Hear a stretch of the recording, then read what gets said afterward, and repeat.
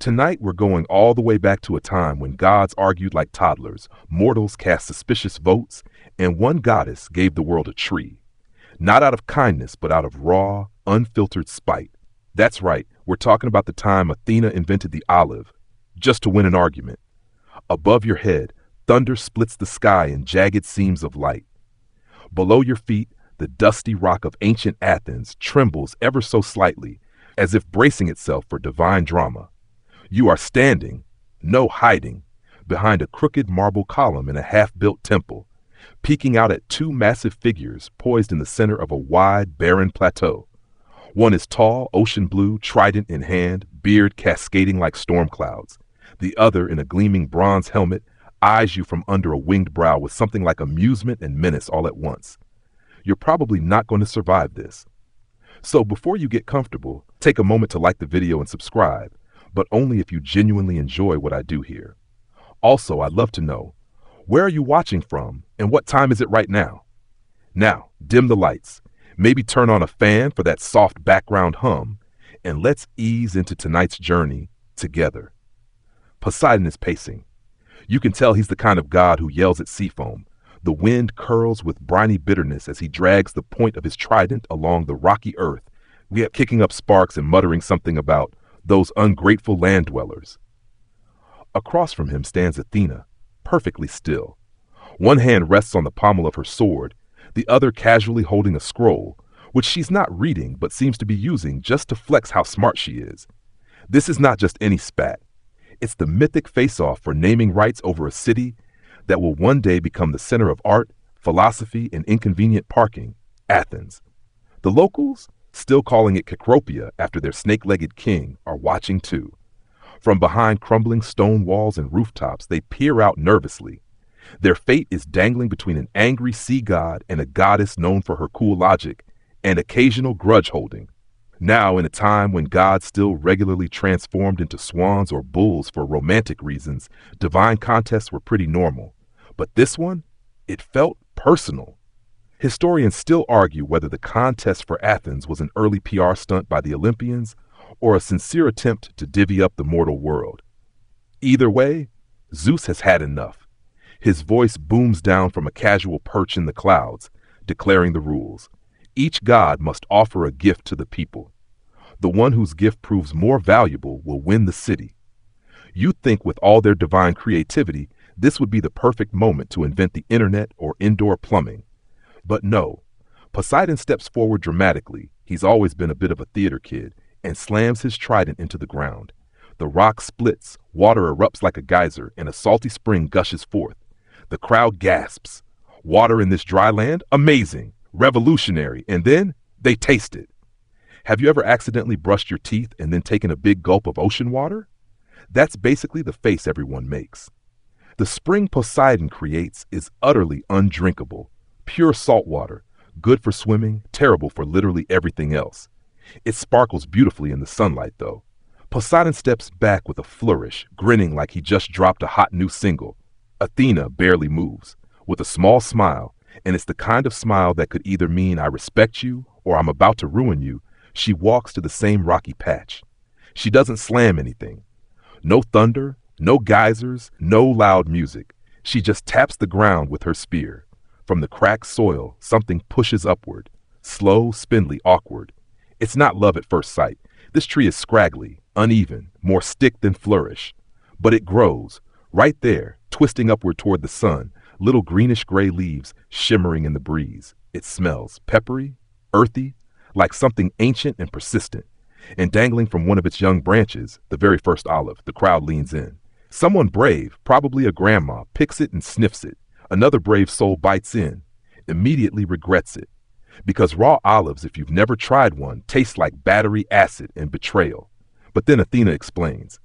This fruit, when pressed, will yield oil, an oil that can cook, light lamps, soothe wounds, and even moisturize ashy elbows. And once cured and aged, the olive itself becomes tasty, even addictive. It will feed you, fuel you, heal you, and bathe you. The people murmur, this is useful, like absurdly useful. And even though the tree is modest now, it grows fast. It promises abundance. Poseidon's eyebrow twitches. Now, fun fringe fact, Some ancient sources say Athena's olive tree sprouted on the Acropolis instantly, while others insist it took a full moon cycle to bloom, a symbolic nod to wisdom growing over time. Scholars still debate whether this was a natural metaphor, a religious embellishment, or just ancient fan fiction. Either way, it works. The people are clearly impressed. Even King Kekrops, who is literally half snake and not easy to win over, raises his brow and possibly flicks his forked tongue in approval. But the contest isn't over. Not yet. The 12 Olympians must confer. Yes, there's a council for this. Yes, it's as petty as you'd expect. From your hidey hole in the shadows, you can just make out the godly huddle on the cliffside. Aphrodite is applying lip stain with a bronze mirror. Hephaestus is already half asleep. Hermes is clearly texting someone on a wax tablet. But they're all talking, weighing flash over function. Saltwater fountains versus awkward trees. You hear laughter, then quiet. A vote is cast. And although it's close, the decision comes down in Athena's favor. Cecropia is renamed Athens. And Poseidon? Tonight we're going all the way back to a time when gods argued like toddlers. Mortals cast suspicious votes and one goddess gave the world a tree. Not out of kindness, but out of raw, unfiltered spite. That's right, we're talking about the time Athena invented the olive, just to win an argument. Above your head, thunder splits the sky in jagged seams of light. Below your feet, the dusty rock of ancient Athens trembles ever so slightly, as if bracing itself for divine drama. You are standing, no, hiding, behind a crooked marble column in a half-built temple, peeking out at two massive figures poised in the center of a wide, barren plateau. One is tall, ocean blue, trident in hand, beard cascading like storm clouds. The other, in a gleaming bronze helmet, eyes you from under a winged brow with something like amusement and menace all at once. You're probably not going to survive this. So before you get comfortable, take a moment to like the video and subscribe, but only if you genuinely enjoy what I do here. Also, I'd love to know, where are you watching from and what time is it right now? Now, dim the lights, maybe turn on a fan for that soft background hum, and let's ease into tonight's journey together. Poseidon is pacing. You can tell he's the kind of god who yells at sea foam. The wind curls with briny bitterness as he drags the point of his trident along the rocky earth, kicking up sparks and muttering something about those ungrateful land dwellers. Across from him stands Athena, perfectly still. One hand rests on the pommel of her sword, the other casually holding a scroll, which she's not reading but seems to be using just to flex how smart she is. This is not just any spat. It's the mythic face-off for naming rights over a city that will one day become the center of art, philosophy, and inconvenient parking. Athens. The locals, still calling it Cecropia after their snake-legged king, are watching too. From behind crumbling stone walls and rooftops, they peer out nervously. Their fate is dangling between an angry sea god and a goddess known for her cool logic and occasional grudge-holding. Now, in a time when gods still regularly transformed into swans or bulls for romantic reasons, divine contests were pretty normal. But this one? It felt personal. Historians still argue whether the contest for Athens was an early PR stunt by the Olympians or a sincere attempt to divvy up the mortal world. Either way, Zeus has had enough. His voice booms down from a casual perch in the clouds, declaring the rules. Each god must offer a gift to the people. The one whose gift proves more valuable will win the city. You'd think with all their divine creativity, this would be the perfect moment to invent the internet or indoor plumbing. But no. Poseidon steps forward dramatically. He's always been a bit of a theater kid, and slams his trident into the ground. The rock splits, water erupts like a geyser, and a salty spring gushes forth. The crowd gasps. Water in this dry land? Amazing! Revolutionary! And then they taste it. Have you ever accidentally brushed your teeth and then taken a big gulp of ocean water? That's basically the face everyone makes. The spring Poseidon creates is utterly undrinkable. Pure salt water, good for swimming, terrible for literally everything else. It sparkles beautifully in the sunlight, though. Poseidon steps back with a flourish, grinning like he just dropped a hot new single. Athena barely moves. With a small smile, and it's the kind of smile that could either mean I respect you or I'm about to ruin you, she walks to the same rocky patch. She doesn't slam anything. No thunder, no geysers, no loud music. She just taps the ground with her spear. From the cracked soil, something pushes upward. Slow, spindly, awkward. It's not love at first sight. This tree is scraggly, uneven, more stick than flourish. But it grows, right there, twisting upward toward the sun, little greenish-gray leaves shimmering in the breeze.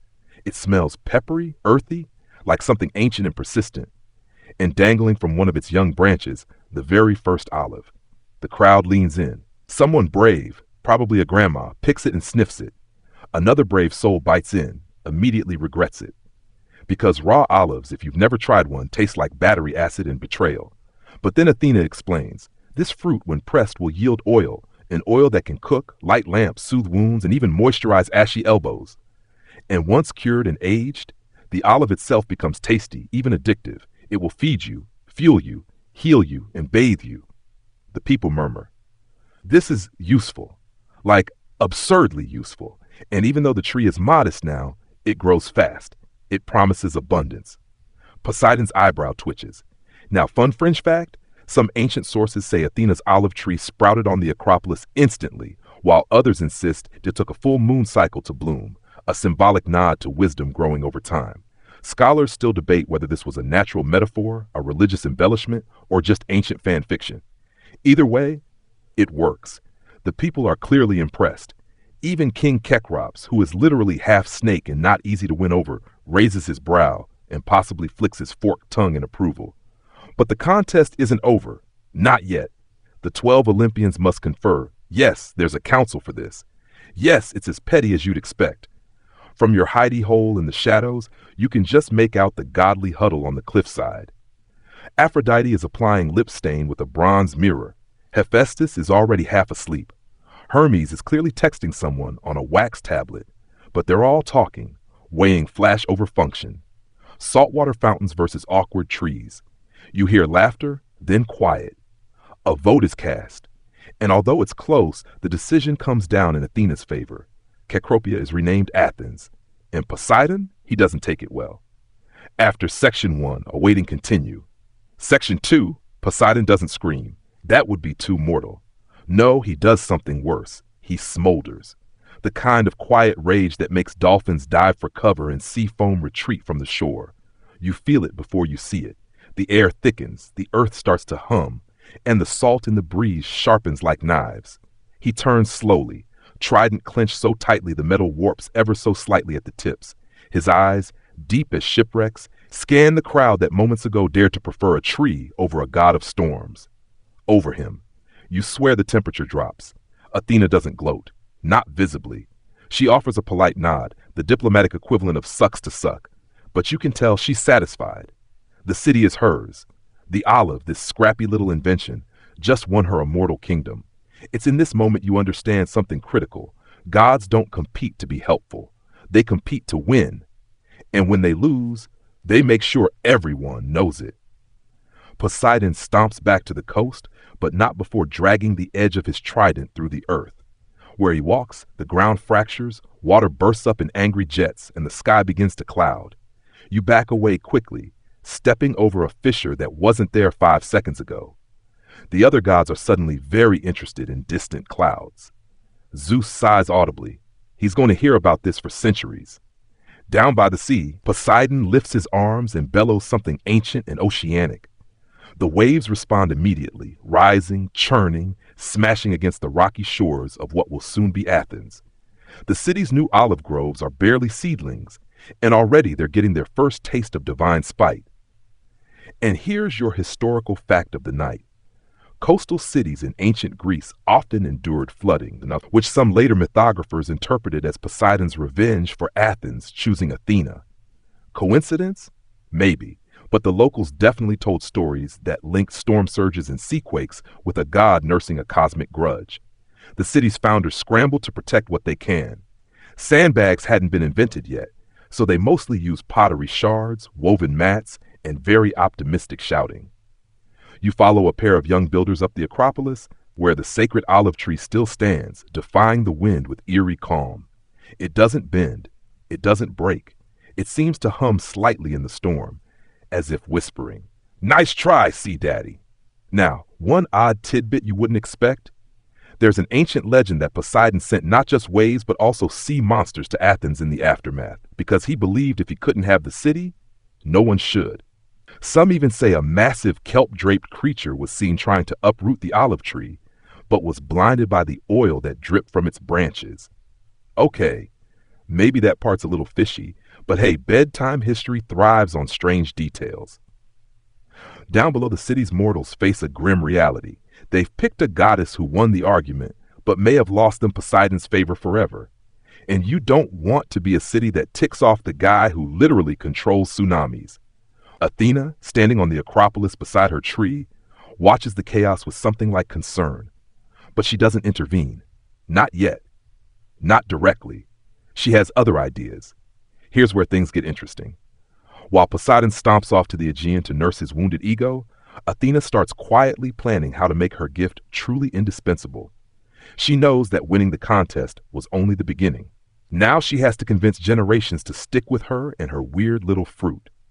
She begins by speaking to the city's leaders, not in divine riddles, but in simple, practical instructions. She shows them how to press the fruit for oil, how to plant cuttings for new trees, and even how to build small stone basins to catch and ferment the bitter raw olives. It's the goddess of wisdom in full-on tutorial mode, like divine YouTube DIY level. Now here's something that historians still argue over: whether the olive tree actually originated in Greece, or if the story was retrofitted to explain a plant that was already sacred and well established. Some say the Greeks imported it from Crete or even further east, while others insist it was a native species made holy by myth. The truth? Still unclear. But one thing's for sure: the story of Athena and the olive gave the tree a kind of immortal branding power no marketing agency could touch. Back in the city, the storm finally begins to fade. Poseidon's tantrum, while dramatic, is over for now. The streets are slick, the houses soggy, but the sacred grove survives. That single tree on the hill is now surrounded by people with rakes, clay jars, and the stubborn hope that they can grow something valuable out of the goddess's stubbornness. You follow a young boy and his grandfather, both soaked, both quiet, as they step into the mud and kneel beside the tree. The grandfather touches one leaf and mutters a quick prayer to Athena, not as a goddess of war or wisdom, but as a protector of gardens and growers. The boy looks up and asks, "Will it grow?" The old man shrugs and replies, "It already has." Meanwhile, down by the port, something else grows. A whispered superstition that the sea will never truly forgive Athens. Sailors begin marking olive branches on their boats as a sign of peace. Merchants place small carved owls, Athena's symbol, at the front of their carts. And mothers start teaching their children that some gifts come wrapped in storms. So next time you drizzle olive oil on your toast, remember this: it started with a goddess trying to win an argument, a god with a flair for vengeance, and a city that had no idea it was about to become famous forever. And we're only getting started. You wake to the sound of squelching mud and faint applause. Or at least it sounds like applause. Turns out it's just a bunch of damp sandals slapping on wet stone as people gather to admire Poseidon's gift. Or rather, gawk at the puddle that smells like low tide and regret. The salty spring is still bubbling awkwardly in the center of the city's open plaza, a sad little monument to divine overconfidence. Meanwhile, just uphill, the olive sapling is doing its thing. Quiet, resolute, slightly smug. Athena has stationed a pair of temple attendants nearby, mostly to keep goats from eating it and curious children from trying to climb it. A woven rope circles the tree now, a kind of early velvet rope, because nothing says sacred like some light crowd control. You step closer to it, brushing past a group of elders whispering like it's the latest artifact at a museum. One reaches out to touch a leaf, only to yelp and pull back. It's unclear whether it was static, divine spark, or just a very sharp edge. But word spreads. This isn't just a tree. This is Athena's tree. In fact, it quickly earns a name, Moria, meaning sacred or fated. The original olive tree. Legend says it can't be chopped down, burned, or even trimmed without permission from the goddess herself. And yes, one poor guy tries. He ends up with mysteriously tangled limbs and a month-long stutter. Coincidence? Maybe. But the people stop pruning. Now, here's a neat mainstream historical fact. By the 6th century BCE, Athens had passed actual laws protecting sacred olive trees. Damaging one could get you exiled or worse. The city took these plants so seriously that some scholars think the myth of Athena's tree was backwritten to justify the legislation. Clever, huh? But back in your sandals, things are less legislative and more vibey. The city's buzzing. Every household suddenly wants an olive sprout. Cuttings from the sacred Moria are being rushed to nearby farms with all the speed of a TikTok trend. Farmers try everything, planting in sand, in soil, even in amphorae tipped sideways like makeshift pots. Some trees grow, others sulk. Athena, in her subtle, cerebral way, begins visiting people in dreams. She doesn't yell or perform magic tricks. She just shows them how. How to graft branches, how to cure the fruit, how to press oil without wasting it. People wake up muttering words they've never heard before, things like maceration and cold extraction. Whether divine download or sleep-induced creativity, the city begins to change. Meanwhile, Poseidon is still brooding. He hasn't launched another tsunami yet, but sailors report strange currents near the harbor. Nets come up empty. One ship swears a dolphin with Athena's owl eyes stared at them until they turned back. Petty? Absolutely. But would you expect less from an Olympian scorned? And here's your fringe fact of the night. Some ancient Athenian fishermen swore that Poseidon cursed their catches after the contest. There were actual rituals to appease the sea, including tossing bits of cured olives into the waves. A snack for the sea god. Yes, they tried to bribe him with the very fruit that beat him. Bold move, Athens. But your attention is pulled back uphill, where something amazing is happening. You duck behind a pillar of unfinished stone as Athena herself appears. Shimmering, radiant, all bronze armor and calm intelligence. No fanfare, no lightning bolts. Just the quiet authority of someone who knows she already won. She walks through the grove, now a little thicker, with young trees stretching toward the sun. The ground beneath them has changed too, rich, loamy, fed by compost and crushed olive pits. Children run between the trunks, gathering fallen fruit in little woven baskets. Athena nods to them. The kids freeze, then bow deeply, unsure whether to scream or brag. And this moment is the turning point. You feel it. The olive is no longer just a divine gift. It's becoming the lifeblood of the city. The people of Athens don't just eat olives. They begin to live by them. They trade them, anoint themselves with their oil, and light their homes with tiny oil lamps made from clay. At night, the city glows softly with the golden sheen of pressed olives. The streets smell of salt, earth, and something slightly bitter, but in a good way. Still, not everyone is thrilled. Some local merchants who'd previously made decent coin-hawking seashell trinkets and Poseidon-themed gear are less than pleased. Sales are down. No one wants a Trident keychain anymore. They start muttering in the marketplaces, "Are we really going to trust our future to fruit? What happened to storm power?" These murmurs grow louder. Tiny factions form.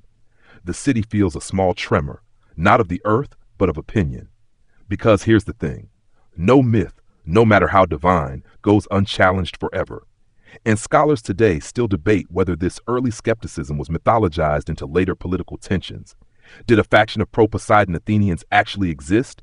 Was there a low-key Trident party trying to bring back sea worship? Or was that just retroactive poetic license? Historians still argue whether the divide was real or simply dramatic embellishment. Either way, you can feel the tension rising. One gift won the contest, but it's going to take a lot more to keep the city together. That's when Athena does something both unexpected and quietly brilliant. She stops pushing. She lets the tree do the talking. Soon, a healer begins mixing olive oil with crushed herbs and honey to treat wounds. A potter lines a new amphora with it to make it more waterproof. A runner, greased up like a well-seasoned pan, wins a foot race with an extra sparkle in his stride. And one night, an old philosopher scratches a quote into his wall. "A tree that bends in the wind bears the most fruit." You can't help but smile. Athena's plan is working, not through force, but through usefulness, through quiet power. And just before you drift off again, your last thought is this. In a contest between a flashy god of floods and a strategic goddess of wisdom, maybe, just maybe, the smarter gift wasn't the one that made the biggest splash, but the one that stuck around long after. You hear it before you see it. The clink of terracotta jars, the gentle gurgle of oil being poured, and the soft murmur of merchants practicing their pitches. You're in the agora now, the bustling heart of Athens, and something is clearly shifting. Stalls that once peddled bronze trinkets or goat cheese are now absolutely overflowing with olive-based everything: oil, fruit, wood, even cosmetics. Someone's trying to sell olive oil-based perfume, which smells mostly like salad. But hey, points for creativity. The Moria tree, once a humble sprout, has become an origin myth with leaves. Copies and cuttings have grown into little shrines throughout the region. They're called Moriae, and here's a mainstream historical fact for you. These sacred olive trees were considered property of the state. Inspectors called epimeleti were assigned to monitor them. And if you even thought about cutting one down without permission, boom, court case, possibly exile, definitely side-eye from your neighbors. But back in the bustling agora, the olive economy is booming. Merchants are trading oil for spices, linen, and even Egyptian papyrus. Olive oil becomes so valuable it's practically currency. A good harvest could elevate a humble farmer into minor nobility, or at least get him a better seat at the amphitheater. And then it happens. You hear it in a side alley where two boys are arguing, sticks in hand, pretending to be gods. One slams his stick into the dirt. "I'm Poseidon. Fear my trident." The other responds by poking his into the air and saying, "I invent stuff and win." That second one wins the pretend battle. That's when you realize mythology isn't just being told, it's being lived. The olive isn't just a crop. It's a narrative device, a moral compass, a branding strategy wrapped in a pit.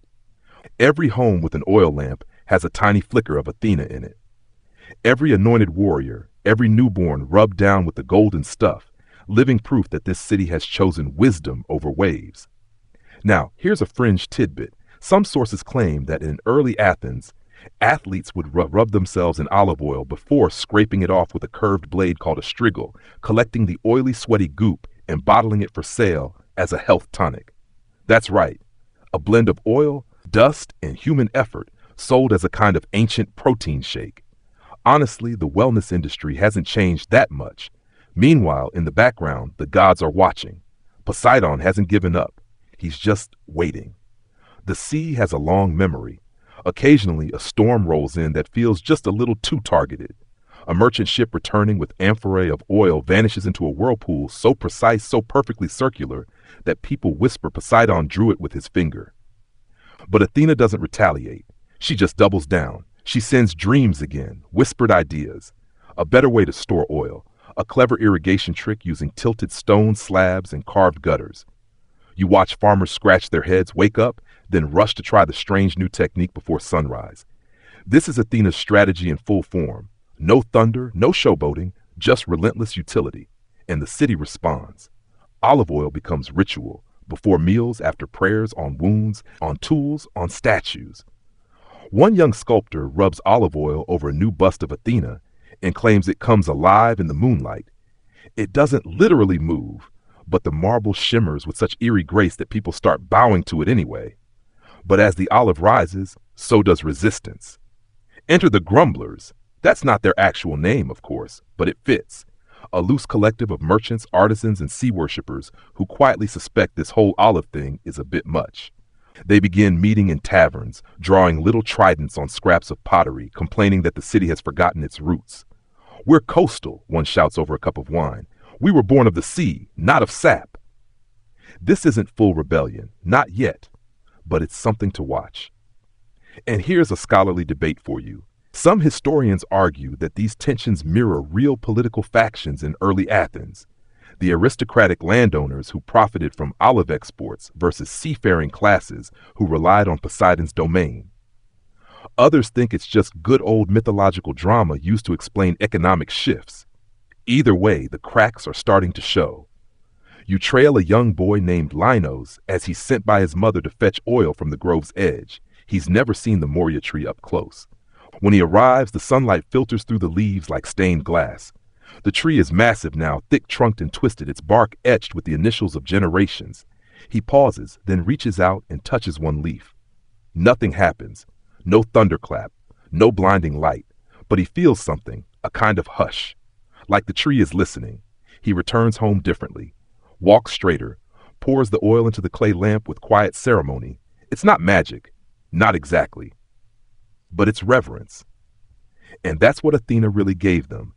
Not just a tree, but a reason to believe that daily life matters, that cleverness is holy, that the ordinary can be divine if you know how to use it.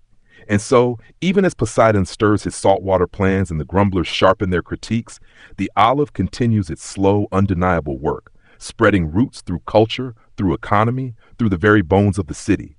It doesn't need to shout. It just needs to grow. You're standing at the edge of the grove again, but this time you're not alone. A man in a red himation, one of those long draped cloaks, paces nervously beside you. He's muttering to himself, something about property rights and divine land boundaries. His name is Diodoros, and he's what you'd call a local big deal farmer, or rather he was. Because, as it turns out, the expansion of olive cultivation isn't just good news for Athens. It's complicated news for people like Diodoros. See, the sacred olive trees can't just be grown anywhere. When one of Athena's Moriae sprouts on your land, congratulations. It now technically belongs to the city. You may water it, prune it carefully, even harvest its fruit. But chop it down? Replant it elsewhere? Absolutely not. Diodorus' land has 5 of them. Here's a mainstream historical fact for you. The ancient Athenian state not only protected these sacred olive trees under penalty of law, it actually kept public records of their locations and sent officials out to check on them. Some accounts even mention landowners being fined, or worse, for removing trees that interfered with building plans or farmland management. Owning land didn't mean owning everything on it. So, you can imagine why Diodoros is a little stressed. He doesn't want to offend Athena, bad plan, and he certainly doesn't want to get hauled into court. But he also can't afford to keep losing land to a crop he can't fully control. You watch him stand before one of the trees, arms folded, as if hoping it might uproot itself and walk politely off his property. Instead, an owl flutters down and lands on a branch, and yep, it stares at him. Diodoros bows, and mutters something about expanding into figs instead. That's how deep Athena's roots have grown. So deep that even powerful citizens are bending to the shape of her gift. And while many embrace this new economy, others are beginning to feel like maybe Athens didn't win the contest so much as marry into it. You wander through the agora again. The olive stalls are fancier now, tables covered with embroidered cloths, oil jars stacked in pyramids, little samples in shallow bowls. One merchant offers you bread dipped in lemon-infused oil and says it's the future of food. He's not wrong, and judging by the clink of coins in his cash box, the future tastes good. But the olive is creeping into stranger places too. You pass a group of young warriors preparing for a wrestling match. Instead of traditional war paint, they're coating their arms in oil, supposedly to honor Athena's balance of strength and wisdom. One of them slips on a smooth stone and lands with a grunt. His opponent helps him up and says, "Maybe not that much oil next time." That's when you hear the rumor. A ship went missing, a large one, bound for Egypt with a full cargo hold of olive jars, disappeared under a cloudless sky. Survivors say the sea turned green before the ship cracked in two. No winds, no waves, just a low, bone-deep hum like the ocean was growling. Poseidon? Nobody says his name out loud, but people start pouring small drops of oil into the harbor again, just in case. Here's a fringe tidbit. Some ancient sailors claimed that olive oil could calm rough seas. There are even records of people tossing handfuls of it into the water during storms, hoping to appease Poseidon or reduce surface tension. Whether science, superstition, or sheer panic, it's one of those little overlaps between myth and practicality that makes history so wonderfully weird. But something else is changing in the city. Philosophers are starting to talk, not just about olives, but about what the olive means. In one dimly lit courtyard, a student named Myron scribbles a new phrase into the dust. The tree teaches patience, and patience feeds the city. His teacher nods, then adds, even Poseidon needed time to build a storm. It's not just food or trade anymore. It's metaphor. The olive becomes a symbol of reasoned growth, of choosing wisdom over reaction. And this is where Athena really thrives, in metaphor, in nuance, in slow burn dominance. You hear someone comparing a difficult neighbor to an uncured olive, bitter and full of potential. Another says her baby has eyes like Athena's grove, which might be weird or touching depending on how green they are. And here's a scholarly debate for you. Did the rise of the olive actually coincide with a measurable shift in Athenian civic values toward law, philosophy, and rational governance? Some academics argue that the olive myth was used to retroactively frame Athens as inherently wise and peace-loving. Others claim the crop's stability made room for those values to develop. Cause or consequence?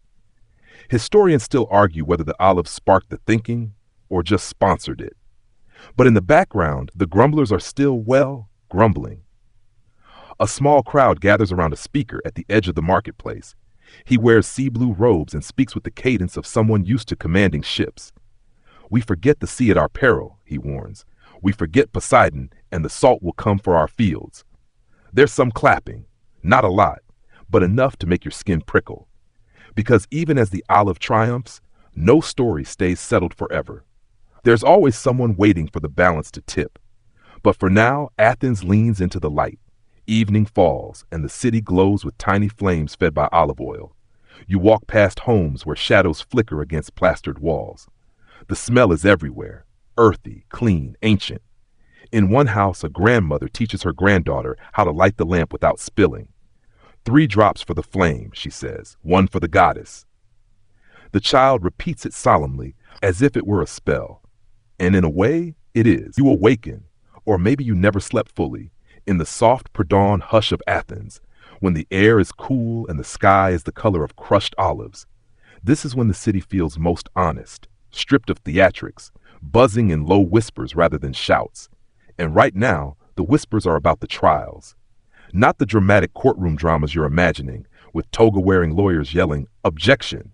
but the sacred, careful trials held for those accused of a very particular kind of crime, harming Amoria.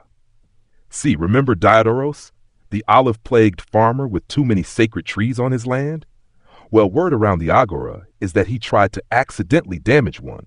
A worker accidentally struck its roots during a building project. And now Diodorus is about to discover that the only thing more tangled than an olive tree's root system is Athenian law. You follow the crowd, because of course there's a crowd, to the Areopagus, that rocky outcrop of justice under the Acropolis where matters of serious consequence are decided. The air here crackles with history. And pigeons. A lot of pigeons. But mostly gravitas. Here's your mainstream historical fact.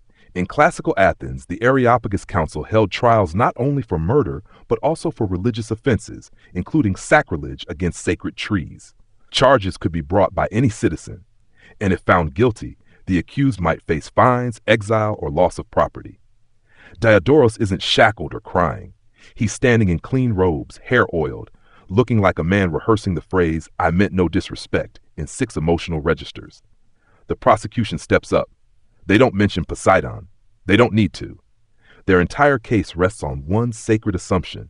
The olive was a gift from the goddess, and harming it is a rejection of Athena herself.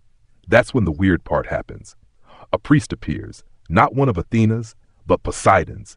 Now this is the fringe tidbit. In a rare twist, the priest claims that Poseidon himself may have sent the worker's hand astray, subtly guiding the strike to protest Athena's dominance. That maybe, just maybe, the trident is still at work under the earth, splintering roots in quiet revenge. The courtroom murmurs. A few older citizens make protective hand gestures, just in case the god's listening. The judges are unimpressed. Diodorus is fined, not banished. He's too well connected, but humiliated enough that he won't be trimming any sacred branches without 2 witnesses and a notarized offering. The trial ends, and the people spill back into the city like olive oil from an overfilled lamp. But something has shifted. It's not that Poseidon has gained ground, exactly, but he's no longer just the loser in Athena's myth. He's starting to become something more dangerous, a wild card. The gods rarely stay frozen in one role, and this whole olive economy thing is giving rise to a new sort of politics, less divine, more human. In a dim symposium room that night, a group of philosophers and statesmen lie on cushions, sipping wine and chewing olives so bitter they make your mouth curl. Someone raises a point. What if we're worshiping agriculture itself? Not the goddess who gave it, but the thing she gave. Another adds, What happens if the harvest fails? Will we say Athena abandoned us, or that she was never truly with us? And that's where the scholarly debate sneaks in. Historians still argue whether the olive cult of Athena began as a genuinely religious movement, or whether it evolved later into a civic and economic tool that only pretended to be sacred. Was the goddess driving the trade, or was she a face stamped on the front of a jug? You lie there listening, drifting in and out, the candlelight flickering like thought itself. Outside, the trees rustle in the breeze, their silver-green leaves whispering secrets. You wonder if they're arguing too. The next morning, you're in the fields again, but now you see it with clearer eyes. The olives aren't just sprouting from sacred soil. They're everywhere, spreading beyond Athens, carried in cuttings and trade deals to islands, colonies, rival city-states. You see a Corinthian merchant haggling with an Athenian farmer over price per amphora, both arguing in exaggerated politeness that masks real tension. Corinth has its own gods, its own traditions, but even they want in on the olive oil boom. The merchant says it cleans better than vinegar and sells twice as well. The farmer just smiles and says, "Tell Poseidon thanks for the soil." The merchant doesn't laugh. You pass a school where children are learning to recite Homeric verse. In one corner, a girl paints an image of Athena on a pottery shard, her owl eyes wide, a single olive branch clutched in one hand like a flag. You lean closer. The girl whispers, "I like her better than Zeus." She listens. That's the thing. Athena may not be the flashiest. She doesn't throw lightning bolts or raise islands from the sea, but she persists. She infiltrates. Even in the outskirts of the city, where homes are humbler and myths are told more as gossip than gospel, the olive is a constant. You see a family blessing their evening meal with a tiny smear of oil. The father kisses his fingers and taps his brow, heart, and then the jar. Not temple protocol, but something real. You end your day watching a group of dancers in the torchlight. They spin in a circle, arms linked, mimicking the swaying of olive branches. The musicians play a rhythm that feels ancient, and yet oddly modern. It's syncopated, surprising. One drum beat sounds a little like the thump of a branch against a roof. The leader of the troupe shouts, "To the olive tree, to Athena, to good light in dark places." Everyone cheers. You realize that whatever Poseidon does next, whatever plots the grumblers cook up in their salty corner taverns, the olive has already won something deeper than trade routes or city pride.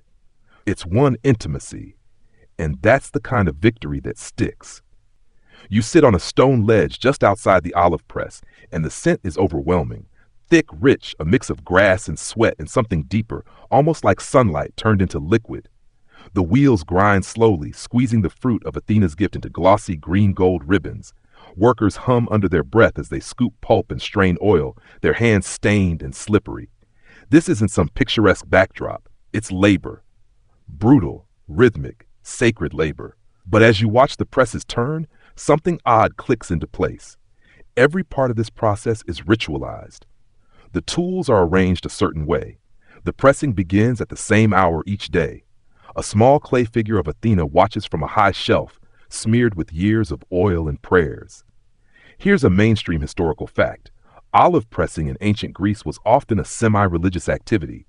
The first oil of the season, known as protocarpos, was usually offered to the gods before any commercial use. Pressing rooms or eliotribia sometimes even doubled as minor temples or sites of communal gathering. You watch as a young boy sneaks a fingerful of fresh oil and dabs it behind his ears, grinning. His mother scolds him, but not harshly. That's how you bless yourself here. Forget incense. This is liquid protection. But just outside the press, two men argue. It's not about gods. It's about weights. "He watered the olives before pressing," one man yells, gesturing wildly at a rival merchant. "Makes them heavier, gets more coin by volume." The accused crosses his arms and says smugly, "The trees were thirsty. So what?" This isn't new. It's just one of the many small tricks in the fast-growing olive industry. Some say mixing in lower-grade oil and passing it off as pure is becoming more common. Others whisper that amphora weights are being shaved. "Good for Athena, bad for the marketplace," someone mutters. And that's your fringe tidbit.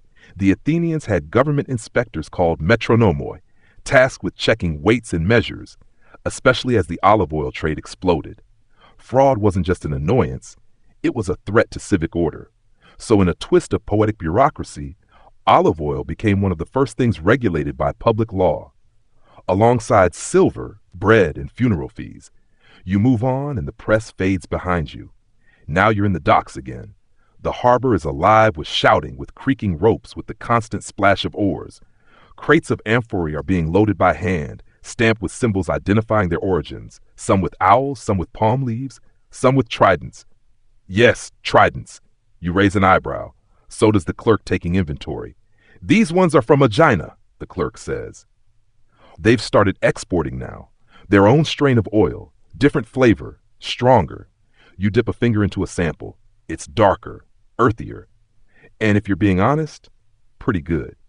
The olive boom is no longer just Athenian, it's pan-Hellenic. City-states that once scoffed at the idea of sacred agriculture are now buying groves, planting cuttings, studying soil drainage.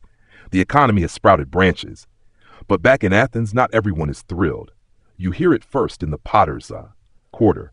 A man named Aaron, skin like fired clay and voice like cracked marble, gestures bitterly at his kiln. They don't want art anymore, he says. They want uniformity. Same amphorae, same shape, same size. Everything for oil. His apprentice nods. Olives eat the market. We used to paint myths. Now we just paint gods on jars so people will trust the product. Aaron smirks. Athena, the branding manager. Here's the scholarly debate. Some historians argue that Athens' artistic decline in certain eras coincided with commercial pressure, especially from the olive and silver trade. When exports soared, artistic creativity in pottery allegedly dipped in favor of utility and mass production. Others claim this is overblown, and that art simply adapted to new themes and audiences. But it raises a question. How much beauty are we willing to trade for consistency? As you wander farther from the city center, you reach the hills, where groves stretch like green fingers toward the horizon. A group of women are harvesting together, their laughter echoing off the trees. They sing songs you don't know, rhythmic and sharp, full of odd metaphors. One woman, older, with olive-colored eyes, pauses and speaks to you directly. Don't trust a tree that grows too fast, she says. Its fruit will be hollow. You ask if she's speaking in metaphor. She shrugs. I don't know. It sounded wise, didn't it? You nod. It did. Here's what's really happening, though. The olive tree is domesticating Athens. What started as a myth is becoming a way of life, a set of expectations, even a morality.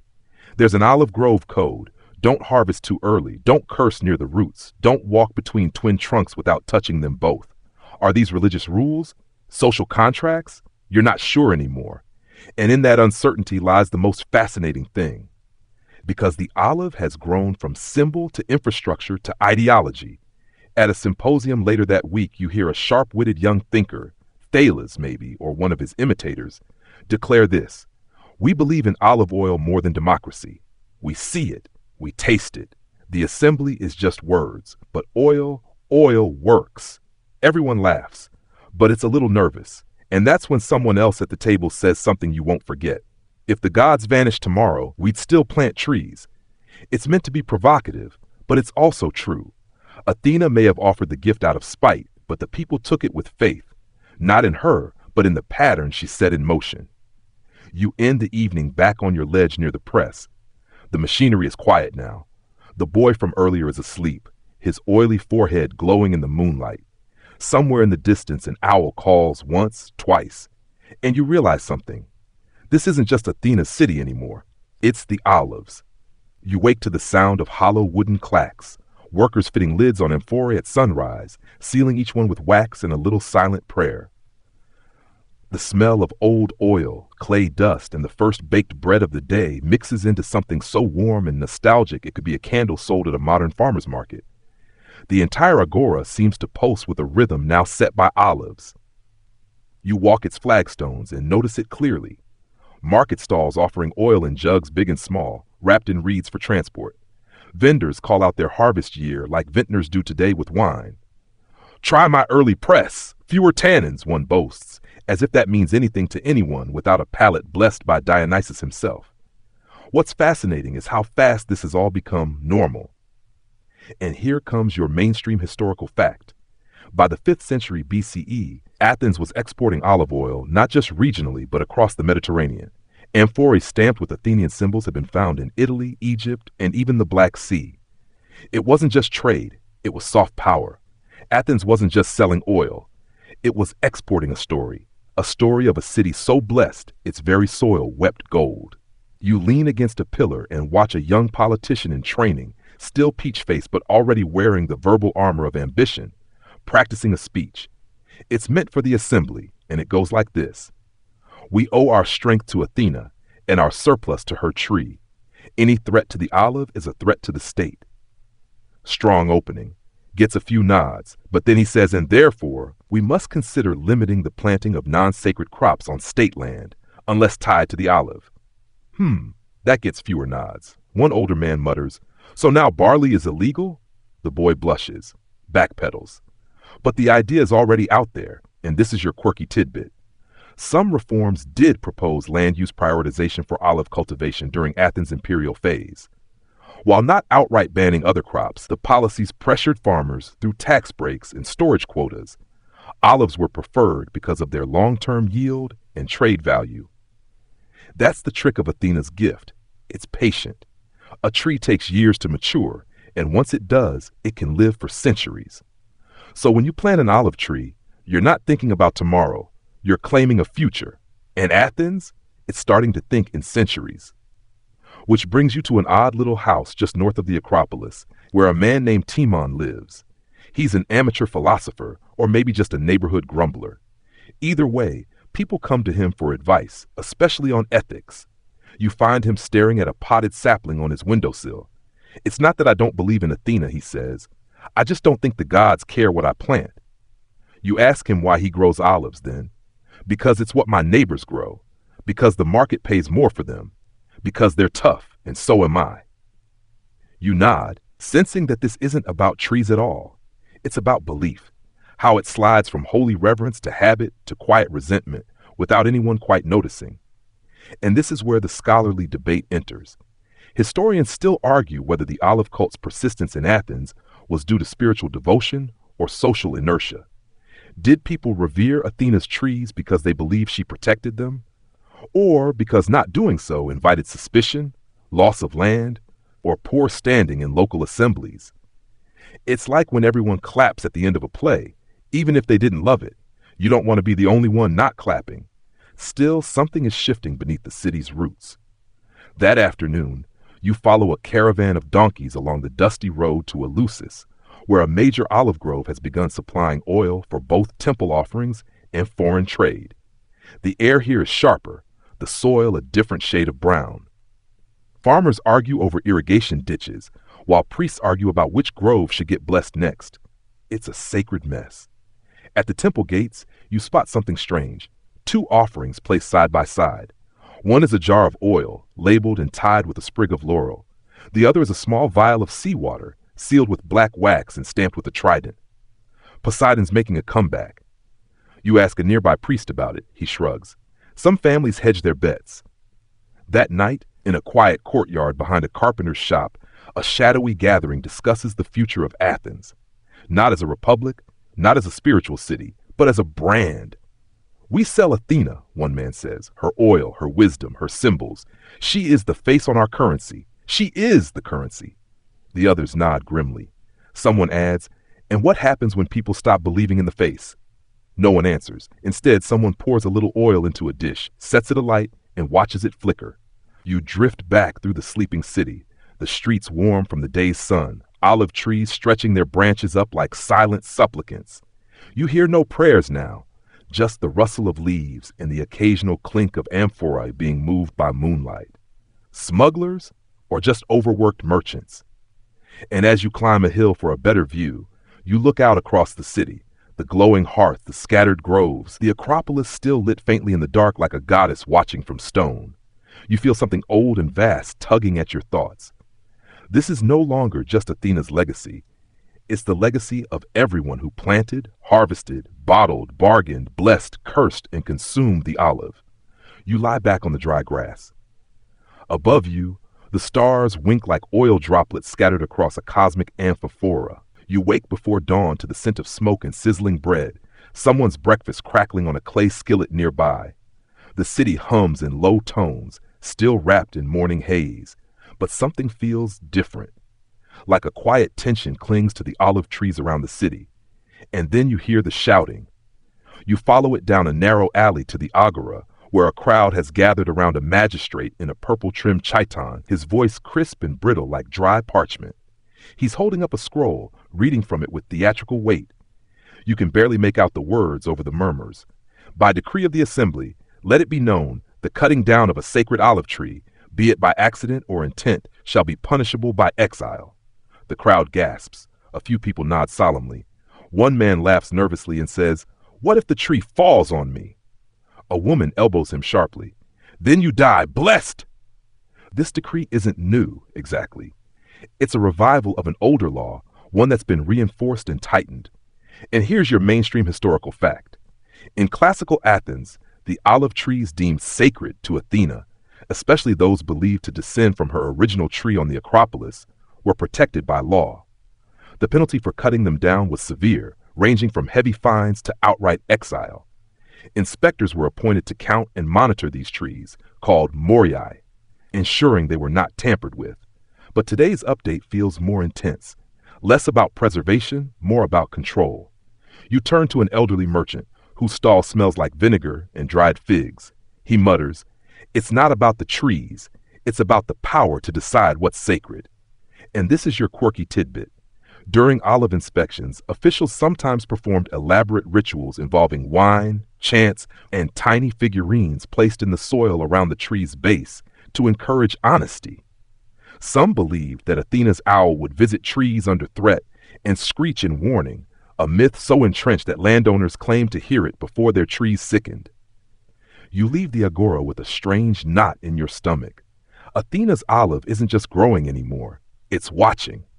Later that day, you trek up the slope of the Areopagus, the ancient rocky outcrop where trials are sometimes held beneath open sky.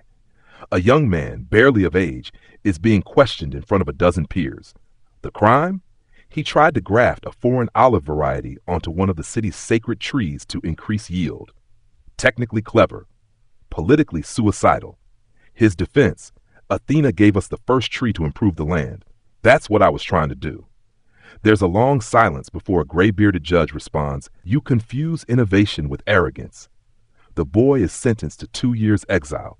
You hear someone whisper, he'll be lucky to survive a month without the olive trade. And here's the scholarly debate. Some historians argue that the laws protecting sacred olive trees were actually economic barriers disguised as religious rules. If you couldn't grow or modify certain trees, you couldn't compete with the aristocratic landowners who controlled the ancient groves. Others claim it was sincere devotion, a form of proto-environmentalism rooted in myth. Either way, the outcome was the same. Sacred status meant social power. As you descend from the Areopagus, you hear the rattling of armor and the barking of commands from a training field. Hoplites, citizen soldiers are drilling in neat phalanx formations. Between maneuvers, they rub oil on their arms, sharpening spears with cloth soaked in it. Not for show, for grip, for battle readiness. Olive oil makes the skin hard to slice. One grins at you. "Try it, then we'll wrestle." You decline the wrestling. But this moment gives you another perspective. Olive oil isn't just food. It's medicine. It's cleanser. It's armor. And during the Peloponnesian War, it even became a currency in times of coin shortages. Soldiers were sometimes paid in jars. Diplomats carried it as gifts. Prisoners traded it for bribes. Which brings you to your next stop, the archives. A long, dusty corridor beneath a temple, lined with tablets and records. You run your fingers over the grooves of a clay inventory, noting amphora counts, grove yields, and the names of families responsible for each tree. Some lines have been scratched out, others highlighted with dye. This is where the true roots of Athena's tree twist into bureaucracy. You learn that the city tracked olive output not just for taxes, but for prophecy. In drought years, they recorded how many trees fruited, how many withered. Patterns were traced to omens. If the olives failed in 3 major groves, a festival was canceled. If they thrived, a new temple might be funded. Data meets divinity. You blink at the complexity. The olive has become a divine spreadsheet. And as you step out of the archives, you notice a boy trailing behind a priest, carrying a small sack of crushed pits. He stops at a crossroads, pours some into the dust, and whispers something. "What did you say?" you ask. He looks at you wide-eyed. "A secret for Athena." Then he's gone. You walk the streets in a daze, thinking about how something so small, so bitter and hard and overlooked has come to rule so much of this city. In every crevice of Athens there's a little bit of olive, oil on a door hinge, branches in a funeral wreath, pits buried under thresholds for luck. And now there's even talk of olive taxes being used to fund the Navy. You pass a shipbuilder's yard where a new trireme is being caulked. A craftsman wipes sweat from his brow and says, "This boat floats on trees, not timber, Athena's trees." He's only half joking. You climb a final ridge as dusk settles, the hills echoing with cicadas and the low coo of doves. Below, Athens glows gold with oil lamps, their flames flickering like hundreds of tiny thank yous to a goddess who probably didn't expect things to spiral quite this far. You sit beneath a gnarled old tree, twisted, ancient, and still bearing fruit. A mother nearby tells her child, "This one grew from the first cuttings, the ones Athena herself touched." You smile. Maybe it did, maybe not. But belief has a way of turning roots into history and fruit. You wake to the sound of wooden sandals slapping against stone and a voice calling for help. You roll over on the sun-warmed flagstones and blink. Someone's running past with a worried look and a satchel of scrolls bouncing at their side. You follow, obviously, because it's not every day you see an Athenian accountant sprinting through the city, sweating like he's been caught hiding gold under his mattress. Turns out, he's not fleeing a tax audit. He's rushing to the Prytaneum, Athens' administrative heart, where an emergency assembly is being called. And it's not about war, or famine, or even a fire. It's about olives. You squeeze into the packed chamber where the city's elite argue over a rising problem: counterfeit olive oil. Yes, you heard that right. This is your mainstream historical fact. As Athenian oil became a valuable export commodity, dishonest traders began mixing it with cheaper oils or diluting it altogether. To combat this, Athens introduced strict regulations, including amphora stamps tied to registered producers. Violations were punished harshly, often involving public humiliation, or worse, exclusion from the olive trade. And here's the scandal. Someone has been using sacred amphorae, those marked with Athena's owl, to sell low-quality oil to foreign buyers. A silver-haired merchant with sweat stains under his tunic throws his arms in the air and shouts, "This is sacrilege and bad business." A younger official tries to soothe him. "We can revise the stamp system, maybe introduce wax seals." A philosopher in the corner, one of those soft-voiced ones who sounds like he's always just returned from a nap, murmurs, "Or maybe the gods are telling us to diversify our economy." That one gets laughed out of the room. But here's the real kicker, and your quirky tidbit for the day. Some merchants reportedly hired oil tasters, professional sniffers trained to detect adulterated blends. These tasters, often blindfolded, would swish oil in their mouths and claim to feel the temperament of the grove. One, legend has it, claimed he could tell if a tree was blessed or cursed just by the oil's aftertaste. You slip out before the debate turns into a wrestling match. Outside, the agora is tense. People mutter about fines, about blacklisting, about gods watching from cloudy heights with frowns like thunderheads. At a pottery stall, a woman is scraping off the owl stamp from a broken amphora. "Don't want the inspectors thinking I'm pretending it was sacred," she explains. "They say the last guy got 30 lashes. She winks, but you can't quite tell if she's joking. You drift down to the docks, where stacks of oil jugs wait to be loaded onto sleek merchant ships. You notice some bare new seals, tiny ceramic discs with Athena's helmet pressed in relief. They're tied with twine like tiny promises. Nearby, a merchant argues with a dock worker over a late shipment. "I told you the Mytilene batch isn't pure," the merchant growls. "I want Athenian only. Athenian trees, Athenian soil." And that's where the scholarly debate sneaks in. Historians still argue whether Athens' reputation for high-quality olive oil was due more to actual agricultural methods or to clever branding and trade policies. Some claim the olive cultivars were superior. Others point to the state-sponsored amphora systems, quality control offices, and export incentives. One inscription found in Delos even boasts, "Accept no oil without the owl." By now you're seeing the layers. This isn't just about olives anymore. It's about trust, identity, national pride. The little fruit has become the symbol of what's pure and what's not. You wander north where a dusty olive grove stretches under the hot sky. Farmers are pruning trees with curved knives, singing low to themselves. One stops to offer you a fig and points to his saplings. 10 years before they fruit, he says, 20 before they're good. That's the long game, the olive game. It takes patience, investment, faith. And then he leans in close and whispers, "But if you talk to the tree, sometimes it hurries." You smile politely, but he's already back to pruning, humming in time with the wind. You pass a school where children chant lines from Homer.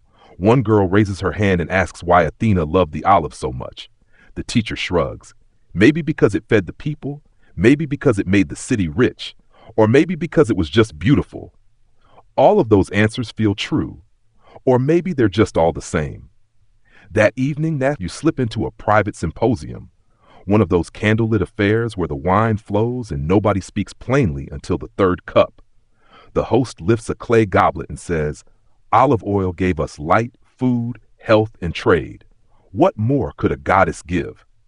A guest replies, "She could give it freely instead of through taxes." Everyone laughs, but it's the kind of laugh that sits uncomfortably on the tongue. You dip a piece of bread in a shallow bowl and taste the oil. It's sharp, rich, green with a bitterness that lingers at the back of the throat, like a memory of something both holy and human. And as the evening melts into music and the moon drips silver over the city, you climb the steps of the Acropolis again. You sit at the base of Athena's statue, eyes of stone and helmet of bronze, and you look out over Athens. Below, thousands of lamps flicker with sacred oil. Children sleep beside olive wood cradles. Temples shine. Ships creak at the harbor. This is not just a city anymore. It is a grove with law courts, gossip, corruption, poetry, ambition, and prayer, all growing from a single act of divine pettiness that seeded itself into history. And tomorrow someone will try to cheat the system. Someone else will defend it. And a child will plant a new sapling in her courtyard, hoping it grows. You wake up stiff and dust-coated from sleeping beneath a fig tree, rookie mistake, and realize, too late, that its sticky sap has glued a few olive leaves to your tunic. Fashionable? Maybe, but definitely confusing for the priesthood, because by mid-morning, someone mistakes you for a messenger of Athena. You don't correct them. Instead, you roll with it, strolling toward a crowd gathering around the foot of the Acropolis, where a grand platform has been erected. There's a buzz in the air, like the start of a festival or a courtroom drama, and it turns out you're here just in time for both. Today is the annual reaffirmation of the city's allegiance to Athena's olive tree, not just in a spiritual sense. Oh no, this is legal, political, ritualistic, and wildly theatrical. A girl no older than 12 stands on the stage, dressed in white with gold thread in her hair. She's the Araphoros, one of the sacred attendants of Athena, chosen from the noblest families. Her job? To carry secret offerings to the goddess underground and emerge as a kind of living renewal. But today, she holds something else, a shallow basket of olive branches tied with purple ribbons. She raises it to the crowd, and the high priest intones, "From the first fruit to the 1,000th, we offer what Athena gave and ask what she withheld." It sounds beautiful, but no one really knows what that second part means. Here's your mainstream historical fact. The annual Panathenea festival, held every 4 years in full grandeur, included rituals dedicated to Athena's olive tree. The most sacred olive oil, pressed from the Morii trees, was stored in large ceremonial amphora and awarded to victors in the games. The Araphoroi played a role in secret rites believed to ensure the continued favor of the goddess. The basket is handed off. Chants swell. Incense curls like fingers into the blue sky. And this is where it gets weird. Your quirky tidbit. Ancient Athenians believed that the original olive tree, the one sprouted by Athena during her contest with Poseidon, could not be destroyed. Even when the Persians burned the Acropolis in 480 BCE, legend has it that the sacred tree regrew a full cubit, about 18 inches, the very next day. Some say it glowed faintly at night. Others say it never bore olives again, only leaves. You drift through the ritual, half entranced, half wondering whether the people around you really believe all this or are just deeply committed to tradition. A young philosopher standing beside you mutters, "If the gods didn't exist, we'd have to invent them to manage the groves." You snort. He looks pleased with himself. Later that afternoon, the city shifts gears. Musicians tune lyres in shaded corners. Dancers with olive-crowned hair spin through plazas. Artisans line the streets with stalls selling tiny carved owls and amphora-shaped pendants. A boy hands you a skewer of grilled lamb drizzled with, you guessed it, olive oil. It's perfect. And then the contests begin. You make your way to the stadium, where athletes in nothing but sandals and confidence prepare to compete. The prize? Not just glory, not just applause, but amphorae filled with sacred oil from Athena's groves. Here's where the scholarly debate sneaks in. Historians still puzzle over the sheer volume of oil awarded at the Panathenaic Games. Some victors reportedly received hundreds of amphora, far more than a single person could use. Some argue it was redistributed or sold, becoming a kind of portable wealth. Others claim it was a symbolic surplus, a public performance of abundance and divine favor. From your seat on the warm stone benches, you watch a foot race so intense that one runner collapses at the finish line. He's revived with, no kidding, oil rubbed on his chest and temples.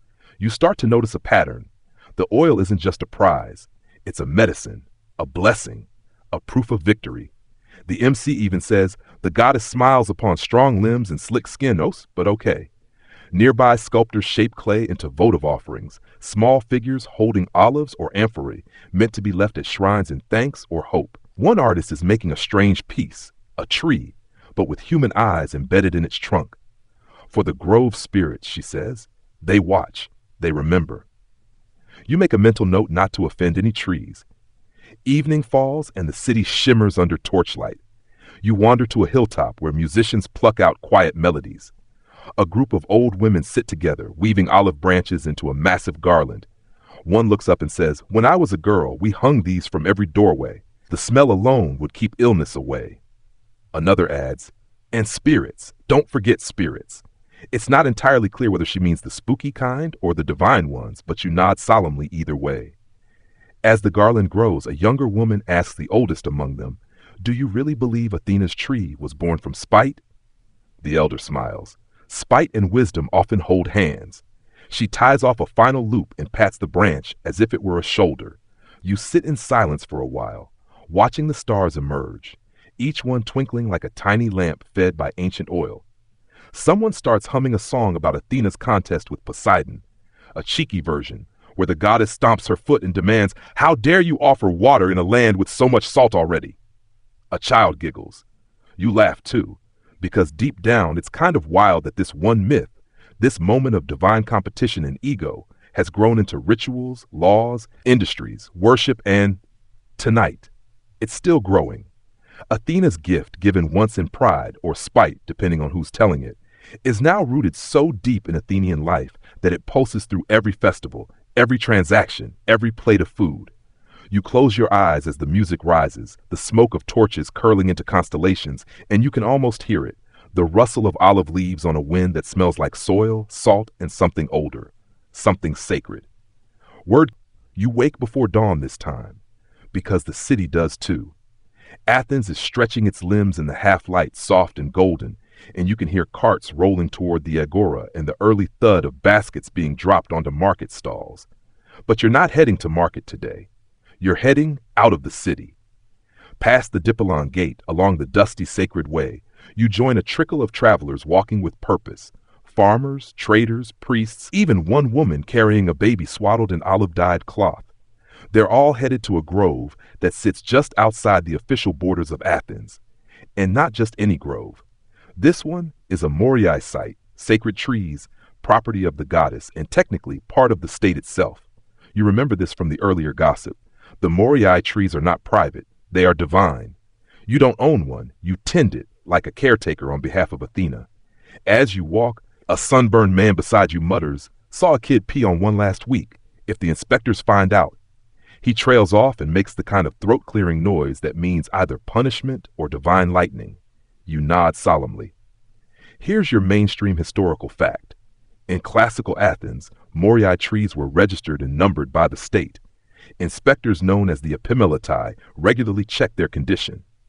Damaging a Moria, intentionally or not, was a criminal offense, and those found guilty could face fines, property seizure, or even exile. You're just in time to see an inspection.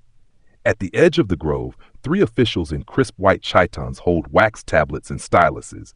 They approach each tree like it's a witness to be cross-examined. The lead inspector taps the bark with a stick. "This one's got wormholes," he says. "Farmer may be negligent." "Or cursed," his assistant offers helpfully. The inspector squints. "Let's stick to law, not hexes." And here comes your quirky tidbit. Rumor had it that some inspectors carried tiny jars of olive oil from the original tree, Athena's own, to compare purity by scent. The scientific value of this is, of course, highly questionable. But the drama? Impeccable. One account describes an official dramatically rejecting an entire grove's harvest because it lacked the goddess's spirit. You're not sure what that means, but everyone in the story seemed very impressed. Back in the present, you wander among the trees, their silver-green leaves whispering like they know secrets. Farmers kneel in the dirt, tending roots, muttering to themselves. One man, tall, sun-creased, and missing 2 teeth, tells you, "I've been talking to this tree for 20 years. My daughter got married under it. My son broke his arm climbing it. If it ever dies, I'm not telling Athena. She might take me instead." He laughs, but you make a mental note to never offend a tree again. And here's where things get slightly strange.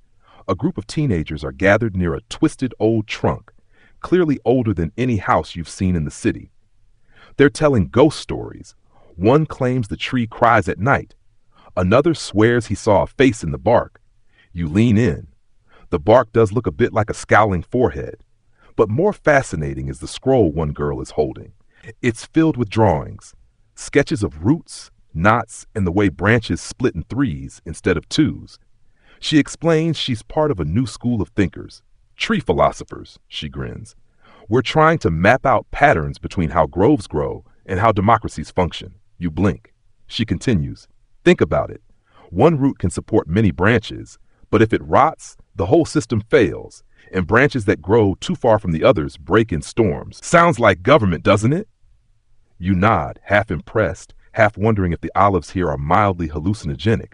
But this idea sticks with you. Maybe the city really is a grove, every citizen a leaf, every vote a breeze that shifts the canopy. Later, back at the base of the hill, a small trial is taking place. Yes, a trial. Apparently someone was caught harvesting from a moria without permission. He's claiming ignorance. "I thought it was just a wild tree." But the locals aren't buying it. An old woman stands as a witness and says, "That tree has Athena's mark. I saw it planted when I was a girl." The mark, you learn, is a chiseled owl symbol at the base of the trunk. You kneel to examine one and find it worn smooth by time. A child beside you says, "They say the trees remember who hurt them." Okay, that's new.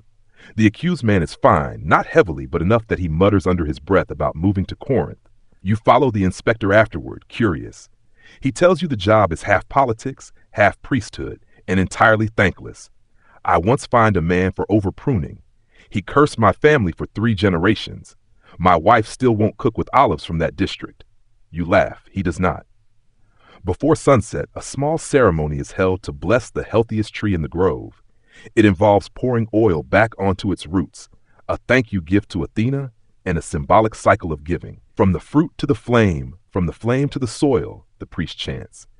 And for a moment, everything feels full circle. The tree gave, the people took, and now they give again. You lie down in the grass afterward, watching the sky fade to pink. Around you, the sacred grove breathes. A child chases a bee. A dog naps in the dust. Someone plays a pipe nearby, the notes twining with the wind like falling leaves. And in that quiet, you realize something. These trees aren't just divine property. They're part of the city's memory, living witnesses to its laws, mistakes, ceremonies, jokes, and love stories.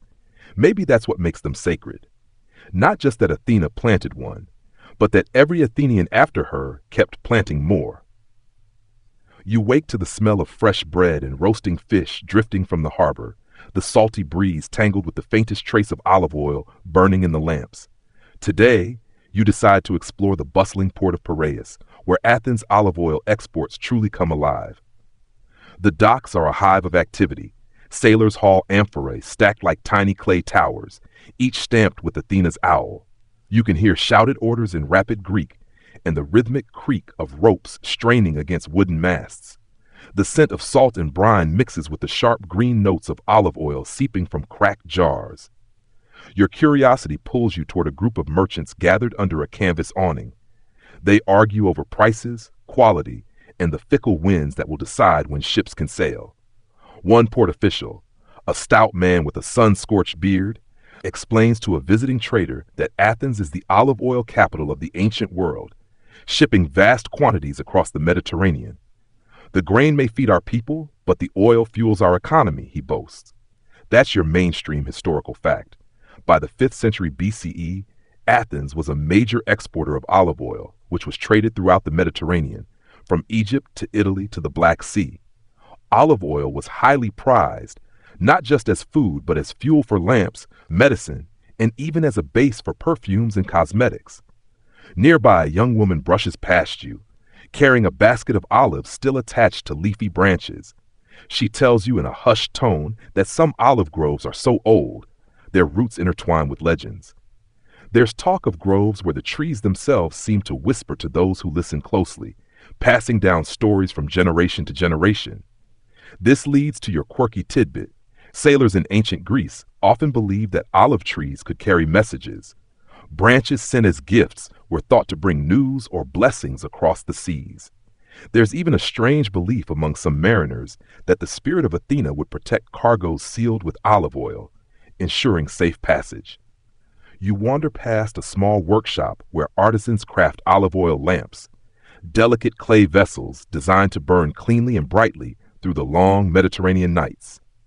The workshop owner shows you a collection of lamps shaped like owls, snakes, and even tiny amphorae. Light is knowledge, he says, and oil is its fuel. You pause to watch a group of dock workers load amphorae onto a sleek trireme bound for Corinth. The captain, a grizzled man with one eye, tells you how oil shipments are the lifeblood of their voyages, both as cargo and for lighting their way during long nights at sea. But it's not all smooth sailing. You overhear merchants complaining about pirates who have learned to target olive oil shipments, given their high value. The city has responded by arming convoys and granting naval escorts, yet many shipments still disappear without a trace. This touches on a scholarly debate. Historians still argue over how secure Athens' olive oil trade routes really were, and whether piracy or political instability had the greater impact on the economy. Some suggest that the city's dominance was as much about naval power as agricultural prowess. As the sun climbs, you find yourself drawn to a small shrine dedicated to Athena, tucked between warehouses. Here, locals come to pray for fair weather, good harvests, and safe voyages. The altar is adorned with olive branches and small bowls of oil, left as offerings. A priestess nearby tells you that the olive is more than a tree or a crop. It's a symbol of civilization itself. It embodies peace, she says softly. After all, we raise the olive branch to declare it. You nod, picturing the ancient symbol you've seen countless times. The olive branch, a universal sign of peace, still recognized millennia later. You stroll back toward the city, catching a glimpse of the Parthenon shimmering atop the Acropolis. You imagine the sacred olive tree planted there, its branches swaying above the marble columns, watching over the city's every move.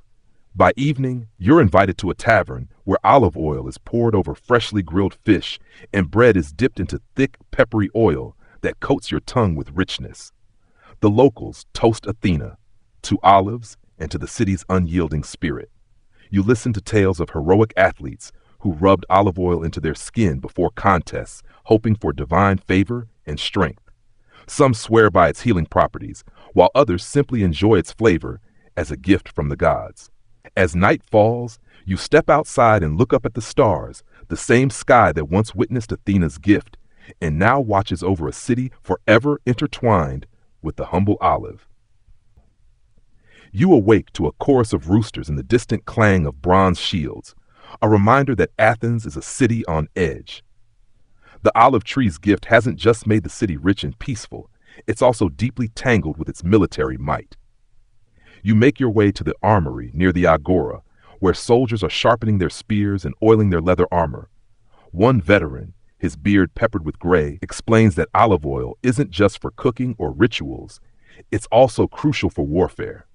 Soldiers rub it into their skin to protect against the sun and prevent chafing beneath their armor. A little goes a long way in the searing Greek heat. This is your mainstream historical fact. Ancient Greek hoplites routinely used olive oil as a protective balm. It was prized not just for its nourishing qualities, but also as a means to keep skin supple and free from abrasions, which could otherwise become infected in the field. As you watch a group of young recruits lathering themselves, you overhear a curious claim. Some warriors believed that anointed with Athena's sacred oil, their bodies became blessed and almost invincible. There's even a legend that during the Persian Wars, soldiers who rubbed the olive oil made from the sacred moriae trees were spared from wounds, their skin as slick as the gods. Whether this is fact or fancy, it's clear the olive is as much a talisman as a tool. You then wander toward the training grounds, where a young officer instructs recruits in close combat. He pauses mid-sentence to point at a row of olive trees planted along the perimeter.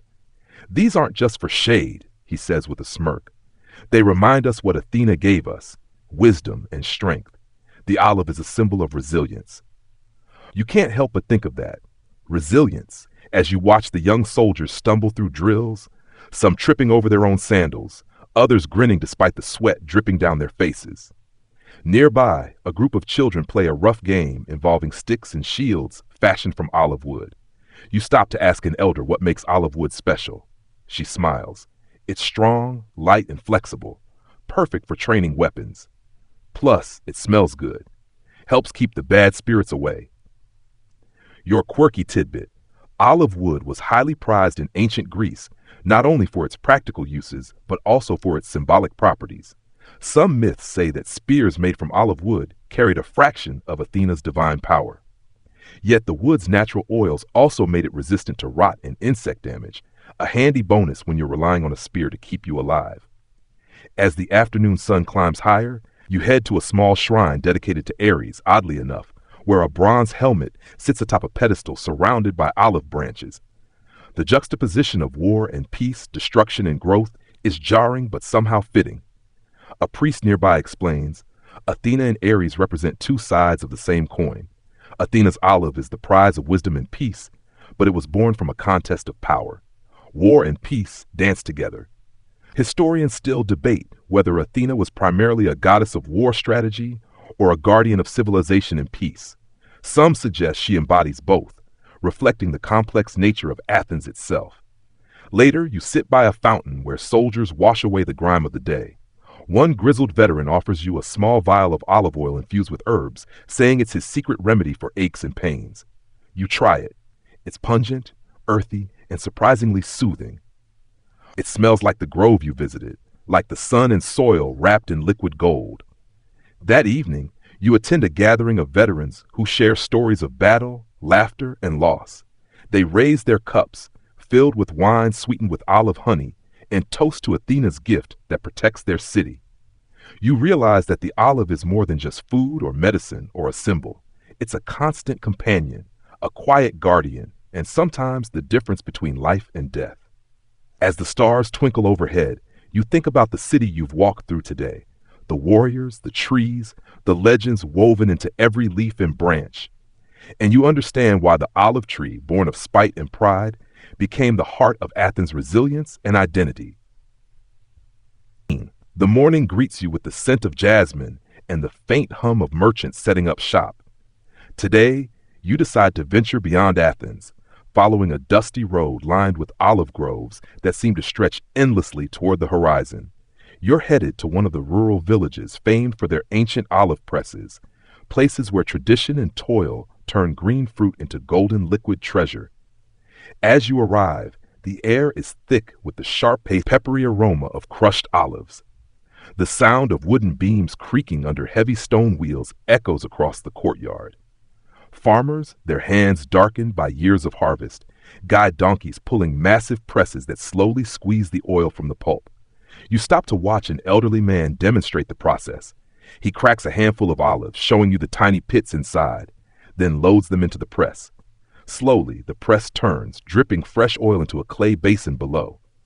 Your mainstream historical fact for today. Olive oil production in ancient Greece was a sophisticated affair involving several steps, crushing, pressing, and settling, to ensure the highest quality oil. These rural presses were the backbone of Athens' olive oil economy, providing much of the supply that sustained the city and fed its trade networks. Nearby, a group of children chase one another, tossing olive branches and laughing. One young girl tells you an old superstition: if you find an olive leaf shaped like a heart, it means good fortune is coming your way. The village elders claim the trees protect the homes from evil spirits, especially during harvest. This sparks your quirky tidbit. Some rural communities believe that olive trees were inhabited by nymphs or dryads, spirits who could bless or curse the harvest depending on how respectfully the grove was treated. There are stories of entire villages offering nightly prayers to these spirits to ensure bountiful crops and ward off blight. You hear a farmer grumbling about the unpredictability of the seasons and how climate changes in recent years have made olive growing more challenging. He points to a withered branch and says even the oldest trees can suffer. The gods might be testing us. Scholars continue to debate the impact of ancient climate fluctuations on olive cultivation and whether shifts in weather patterns contributed to the decline of some olive groves in classical times. Later, you join a feast hosted by the villagers. Platters overflow with freshly baked bread, olives cured in brine, goat cheese, and bowls of rich olive oil used as a dipping sauce. The oil is so fresh it carries a grassy, peppery bite that wakes your palate. As the sun dips low, you're invited to witness a traditional ritual, a blessing of the harvest. A priest lights a small fire in a stone basin, mixing olive oil with herbs and incense. Villagers circle the fire, singing ancient hymns that blend gratitude, hope, and respect for the earth. The priest raises an olive branch and sprinkles oil over the crowd, invoking Athena's favor. May the trees thrive, the oil flow, and peace endure, he chants. You watch as a child places a small handmade wreath of olive leaves on the altar. It's a simple gesture, but it feels profound, a symbol of continuity between past and present, human and divine. That night, you lie under a canopy of stars, the scent of crushed olives still lingering in the air. You realize that the olive tree is not just a source of oil or wealth, but a living connection to the cycles of life, nature, and culture. It's a reminder that from spite and contest, something enduring and beautiful can grow. Counting. You wake to the sound of temple bells ringing faintly from the Acropolis, their echoes weaving through the early morning mist. Today's journey leads you into the heart of Athens itself, but this time, not to the bustling markets or sacred groves. It's to the city's artisans who have transformed olive oil into art. You find yourself in a small workshop tucked into a narrow alley near the agora. The air is thick with the sweet scent of herbs and the faint smoky trace of burning oil lamps. The master craftsman, a stooped man with nimble fingers stained with pigments, is working on a delicate vase decorated with olive motifs, leaves, branches, and small, plump olives etched into the clay. He explains how olive oil isn't just a food or fuel, it's a vital ingredient in making paints for pottery and frescoes. Mixed with natural pigments, oil creates vibrant colors that have decorated the homes and temples of Athens for centuries. This is your mainstream historical fact. Ancient Greek artisans often used olive oil as a binder in pigments for painting, helping colors adhere to pottery and walls. Olive oil-based paints were prized for their durability and luster. You notice a quirky detail, a tiny owl painted among the olive branches. The craftsman chuckles and tells you that every vase must have Athena's symbol to carry her blessing, ensuring the art endures and prospers. There's an interesting scholarly debate here. Some historians argue that the olive oil used in ancient paints was symbolic, meant to represent Athena's presence, while others believe it was purely practical. Either way, the olive tree's influence extends beyond the kitchen and battlefield, even into the arts.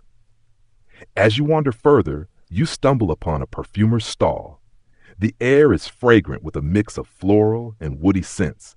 The perfumer proudly shows you his latest concoction, a blend of olive oil infused with lavender, rosemary, and crushed olives. It's said to soothe the skin and calm the mind. He explains that olive oil was the base for many ancient perfumes and cosmetics, prized for its moisturizing qualities and subtle aroma. Women and men alike would anoint themselves with these oils before social events or religious ceremonies. You try a dab on your wrist and find the scent earthy and calming, almost like a walk through an olive grove after rain. Nearby, a young woman demonstrates how olive oil was used in traditional massage practices. Athletes after training rub themselves with oil to relax muscles and prevent stiffness. The ritual was both physical and spiritual, connecting body and soul. You notice a small group gathered around a storyteller who recounts the tale of Athena's contest with Poseidon once again, but this time with a twist. The storyteller claims the olive was invented not just out of spite, but as a clever ploy to outwit Poseidon's briny offering. Olive oil, he says with a wink, is the original Greek multi-tool. It feeds, heals, lights, decorates, and even perfumes. It's Athena's ultimate mic drop. You laugh softly, the warmth of the workshop wrapping around you like a cozy blanket. As the day fades, you sit on the steps of a nearby temple, watching shadows lengthen over the marble. The influence of the olive tree touches every part of Athenian life, from the practical to the poetic. You realize that Athena's gift was never just a tree or oil. It was a way of life, an olive branch extended across generations, blending utility, beauty, and belief into one. And as the stars emerge, twinkling like tiny olives in the sky, you feel a quiet gratitude for the goddess's stubborn, spiteful, and utterly brilliant invention. You awake to the distant sound of sandals clattering over marble steps and the rhythmic chant of philosophers debating at the agora. Today, you decide to immerse yourself in the intellectual pulse of Athens, where the olive tree has inspired not only sustenance but thought. As you wander through the crowded market square, the scent of olives and fresh oil mingles with the aroma of parchment and wax tablets. You stop by a group of philosophers engaged in lively discourse about the nature of civilization and the divine. One elder, stroking his gray beard, gestures toward an olive tree growing beside the temple of Athena. The olive is more than a plant, he says. It is a symbol of balance between war and peace, man and nature, wisdom and strength. You note your mainstream historical fact. Ancient Greek philosophers often used the olive tree and its products as metaphors for virtue and balance in their teachings. Aristotle, for example, praised the olive tree's hardiness and utility as embodying the ideal citizen, productive, resilient, and valuable to the polis. Nearby, a young student whispers that some mystics believed the olive tree was a cosmic axis, a bridge between the earthly realm and the divine. They claimed its roots dug into the underworld, while its branches touched the heavens. This is your quirky tidbit. Certain esoteric traditions held the olive tree as a sacred connector between worlds, a living portal imbued with spiritual energy. They believed that meditating beneath its boughs could open one's mind to divine wisdom. You overhear a debate about whether Athena's gift was truly a blessing or a subtle trap. Some argue that the olive's slow-growing nature and the labor-intensive process to produce oil tied Athens to a delicate agricultural economy vulnerable to drought and war. Historians still argue whether the economic reliance on olive oil contributed to Athens' vulnerability in later conflicts, or if it was a pillar of strength that unified the city. You find yourself drawn to a quiet corner where a young woman is reading aloud from a scroll, her voice weaving stories of Athena and Poseidon, gods and mortals, olive trees and tempests. Her words paint the olive as a symbol of hope, a green flame that endures beyond conflict.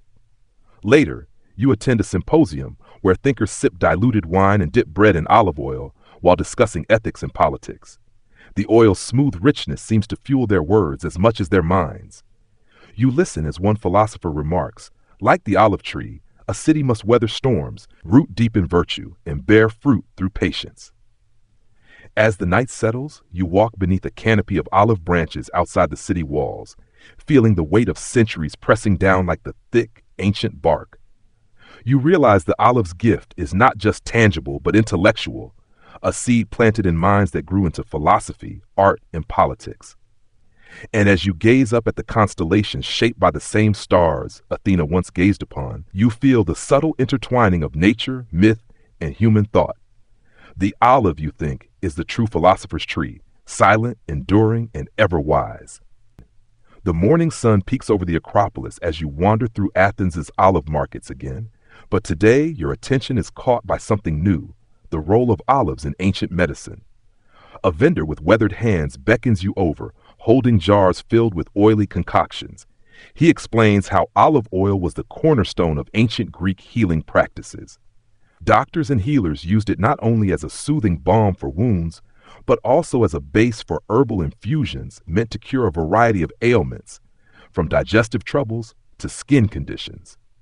Your mainstream historical fact: Hippocrates, often called the father of medicine, praised olive oil for its health benefits and recommended it as a staple in the diet and as a treatment. Olive oil was also a fundamental ingredient in many medicinal recipes recorded in ancient Greek medical texts. You watch as a healer mixes crushed olives with honey and crushed herbs to create a paste used to treat infections. It smells earthy, sweet, and slightly bitter, a strange but comforting aroma. Nearby, a quirky tradition catches your ear. Some healers believe that olive oil could trap evil spirits inside the body and wash them away when applied. Others used it in rituals to cleanse the soul as well as the skin, blending physical and spiritual healing.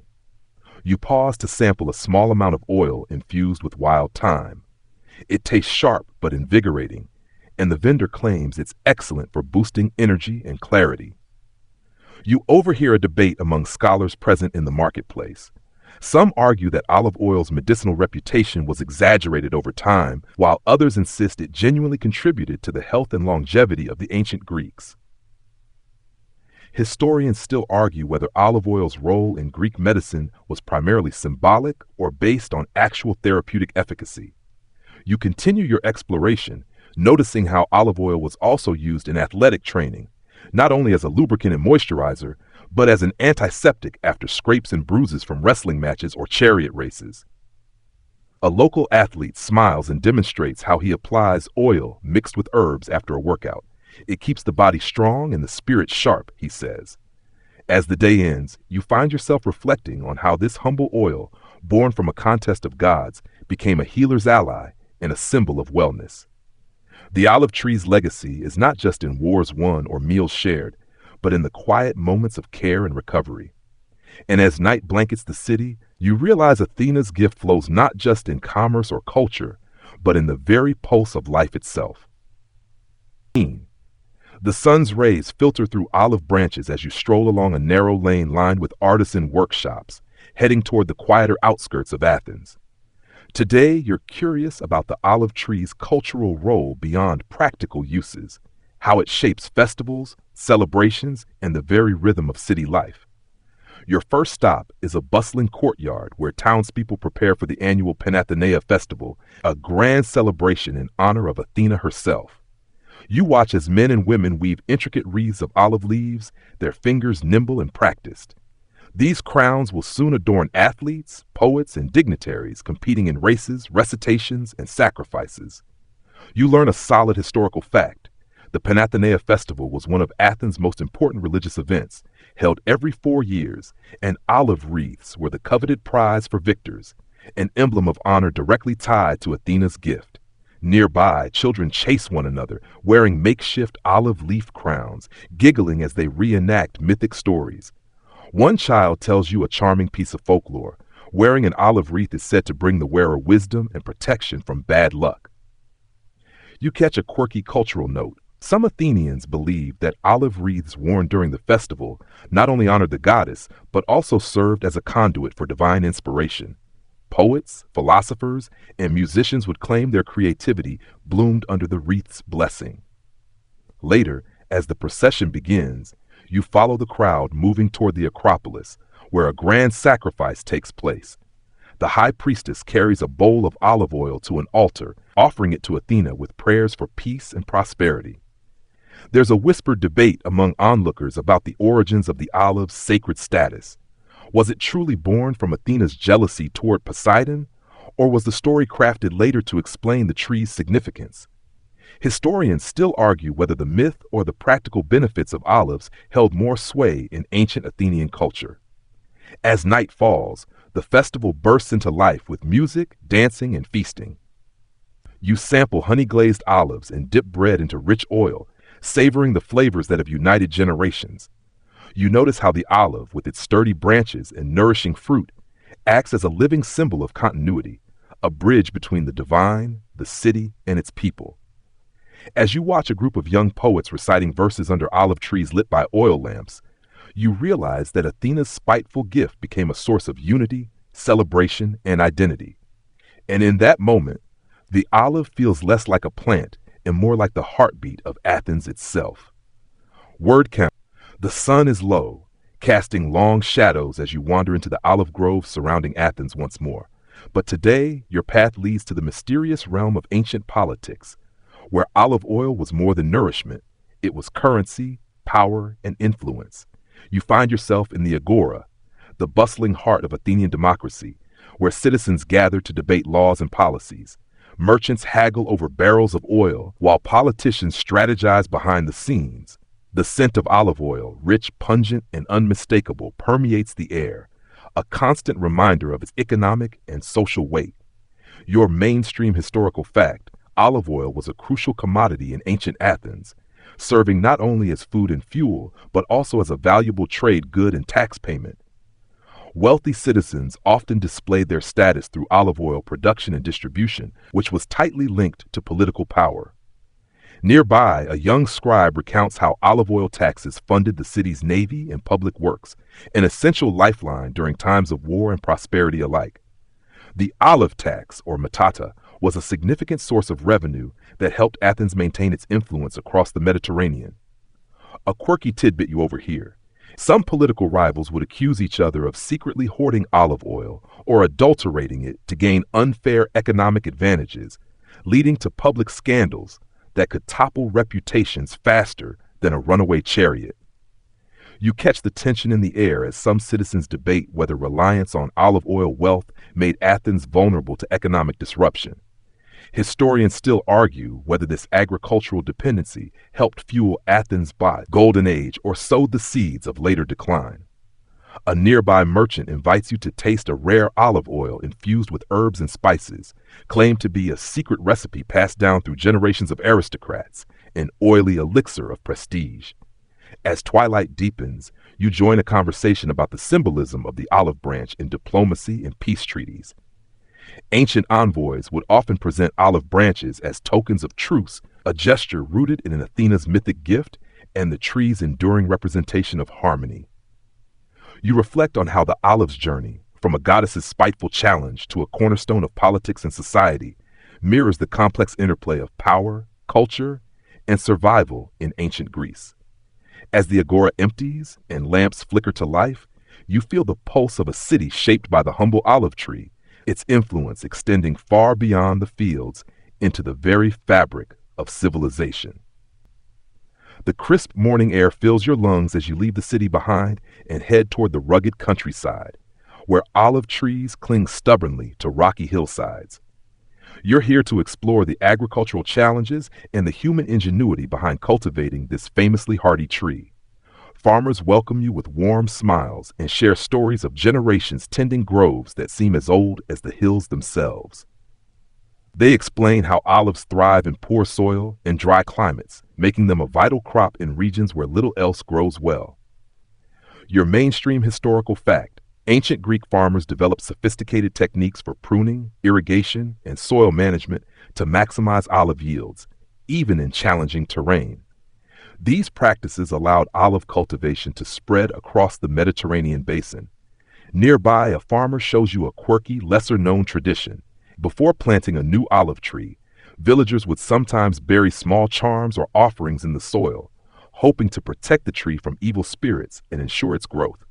The most popular was a tiny clay figurine shaped like an owl, a nod to Athena's watchful presence.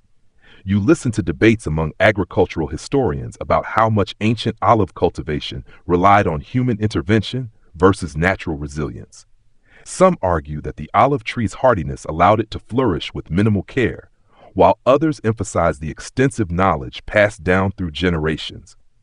You observe a delicate balance. While olive trees can survive drought and poor soil, the quality and quantity of their fruit depend heavily on careful tending, pruning, pest control, and timing the harvest just right. One farmer explains how the harvest itself is a communal event, with families gathering to pick olives by hand, a tradition that builds social bonds as much as it gathers fruit. You join them briefly, feeling the rough leaves brush your arms and the occasional olive slipping through your fingers. The work is hard, but there's a rhythm to it, a connection to the land and the past. As the sun dips low, you reflect on how the olive tree's stubborn survival mirrors the resilience of the people who depend on it. A stubborn gift from Athena, indeed. And as you watch the hills bathed in golden light, you appreciate the enduring partnership between humans and this ancient tree, a relationship forged in spite but blossoming through care. The scent of freshly crushed olives drifts through the air as you enter a bustling olive oil press just outside Athens, where tradition and technology meet in an age-old dance.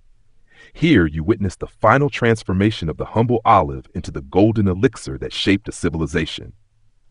The pressing floor is crowded with workers, some carefully washing the olives, others loading them into stone mills. You can almost feel the pulse of the city in the rhythmic grind of the millstones, crushing fruit into a coarse paste. You catch a mainstream historical fact. The ancient Greeks developed sophisticated mechanical presses to extract olive oil, employing lever and screw presses that increased yield and efficiency, a technology that revolutionized production. Among the workers, a jovial man tells you about an old superstition. If the first batch of oil in the season is especially fragrant and golden, it's a good omen for the year ahead. Conversely, if it smells rancid or sour, it might spell bad luck or poor harvests. There's also a quirky piece of folklore that some pressing houses kept olive spirits trapped within their mills, mischievous entities blamed for unexpected spills or odd noises during production. You overhear a scholarly discussion on whether the ancient press designs were influenced more by necessity or by symbolic representation of Athena's perfectionism. Historians still argue if certain features of the presses had ritual significance beyond their practical use. As the oil flows into large ceramic jars, you notice its rich color and distinctive aroma, earthy, fruity, and slightly peppery, a sensory signature of the first cold press. You are invited to taste the fresh oil, drizzling it over warm bread. The taste is smooth but lively, a perfect balance between bitter and sweet, revealing the nuanced character of the olive groves. Later, you learn that olive oil wasn't just a product, but a cultural cornerstone. It lubricated everything from doors and tools to musical instruments and even the hair of warriors before battle. As the sun sets, you linger near the press, the sound of dripping oil blending with laughter and the soft murmur of stories passed down through generations. You realize the pressing house is more than a factory. It's a temple where nature, labor, and myth converge, a place where Athena's spiteful gift becomes liquid gold. And as night deepens, the scent of olive oil lingers like a promise, a fragrant thread tying past to present, goddess to mortal. 3. The sky is a watercolor of dusk as you journey to a small village where the olive harvest is nearing its end. You arrive just in time to witness the ancient tradition of the olive oil blessing, a ceremony steeped in both religious reverence and local pride. Villagers gather around an ancient olive tree, its gnarled branches stretching wide as if embracing the sky. The high priest begins chanting, his voice low and steady, calling upon Athena to bless the harvest and protect the olive groves for another year. You note your mainstream historical fact. Olive oil was not only a product, but often sacred, used in religious ceremonies, anointing kings, warriors, and athletes alike. The ritual pouring of olive oil symbolized divine favor and purification. Nearby, an elder explains a quirky custom. After the blessing, villagers would smear a little olive oil on their doorposts to ward off evil spirits and ensure a bountiful home. Some even believed the oil could carry prayers to the gods when offered at the altar. There's an ongoing scholarly debate about how much these rituals influence the daily lives of ordinary Greeks versus being primarily political or religious performances for the elite. Historians still argue the extent to which such ceremonies shaped community identity. You watch as families share olive oil-based dishes, laughter mingling with the aroma of fresh bread and herbs. The air buzzes with stories, both mythic and mundane, about Athena's gift and its role in their lives. A child offers you a small piece of olive cake, dense and slightly sweet, soaked in honey and oil. The taste is rich and grounding, a perfect end to a day filled with history and tradition. As night settles, the olive tree stands silent but proud, a living testament to centuries of toil, celebration, and belief. You realize that Athena's spiteful invention has blossomed into a complex web of culture and faith, weaving people together in shared respect and reverence. And as you drift away under the ancient branches, you feel the steady pulse of life, legacy, and the quiet power of the olive's enduring spirit. After you find yourself at dawn, walking along a rugged coastline where olive trees stand sentinel against the salty breeze. Today, your journey takes to explore how the olive and Athena's gift spread beyond Athens, influencing cultures across the Mediterranean. Merchants from distant lands gather at the port, trading olives and oil as eagerly as silk and spices. You watch as a Greek trader negotiates with a Phoenician, their conversation peppered with gestures and shared laughter, despite language barriers. Your mainstream historical fact: olive cultivation and oil production spread widely through ancient trade networks, reaching Italy, North Africa, and even parts of Spain long before the Roman Empire. The Greeks played a major role in disseminating olive culture and technology. A local storyteller shares a quirky tale. Sailors believed that carrying an olive branch on board would calm storms and protect them from sea monsters. Some even hung olive garlands in their cabins as charms for safe passage. You overhear a lively debate among historians regarding the extent to which the olive's spread was driven by commerce versus cultural assimilation. Did other civilizations adopt the olive because of its practical value, or because they revered its mythic significance linked to Athena? Walking along the docks, you see amphorae stamped with olive oil trademarks, evidence of how the olive's value transcended borders and economies. You taste oil from different regions, each with unique flavors influenced by climate, soil, and cultivation methods, realizing how Athena's once spiteful gift evolved into a Mediterranean treasure. As the sun sets over the sparkling sea, you contemplate how the olive tree became a unifying symbol, connecting diverse peoples through shared history and ritual. You feel the pulse of countless hands tending trees, pressing oil, and weaving stories that stretch across time and geography. And you recognize that the olive's legacy is as enduring as the waves, constantly moving, adapting, and yet deeply rooted in ancient soil. As night falls and stars sprinkle the sky, you settle beneath a vast olive tree, feeling the rough bark against your back. This is the final chapter of your journey through Athena's spiteful invention, the olive, and its profound legacy in the human story.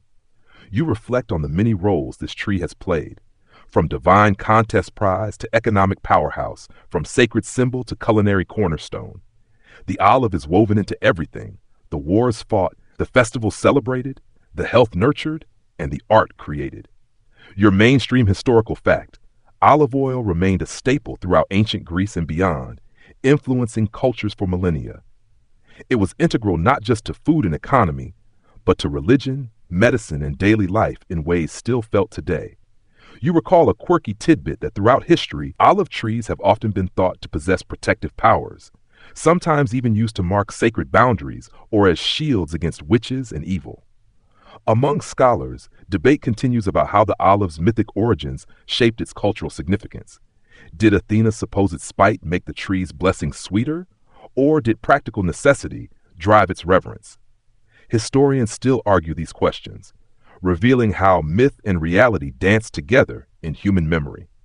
You feel a gentle breeze rustling the leaves above, the same breeze that may have whispered secrets to ancient poets and warriors alike. As you look up, the stars twinkle like scattered olive fruits in the sky, a celestial reminder of the tree's enduring presence. You close your eyes and imagine Athena watching over her creation, no longer just a spiteful act, but a gift that grew roots deep into the heart of civilization. And as you drift to sleep under this ancient guardian, you carry with you the quiet strength, the subtle flavor, and the timeless spirit of the olive.